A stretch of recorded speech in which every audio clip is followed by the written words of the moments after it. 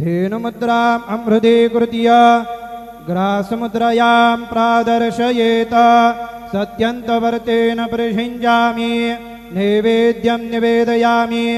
ॐ प्राणाय स्वाहा ॐ अपानाय स्वाहा ॐ व्यानाय स्वाहा ॐ उदानाय स्वाहा ॐ समानाय स्वाहा ॐ ब्रह्मणे नमः।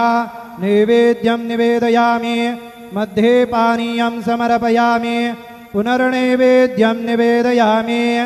ॐ प्राणाय स्वाहा ॐ अपानाय स्वाहा ॐ व्यानाय स्वाहा ॐ उदानाय स्वाहा ॐ समानाय स्वाहा ॐ ब्रह्मणे नमः। नैवेद्यं समर्पयामि हस्तप्रक्षालनं समर्पयामि मुखप्रक्षालनं समर्पयामि प्रार्थनापूर्वक नमस्कारान् करोमि तथा च मंगल आरार्तिक्य दीपं दर्शयामि।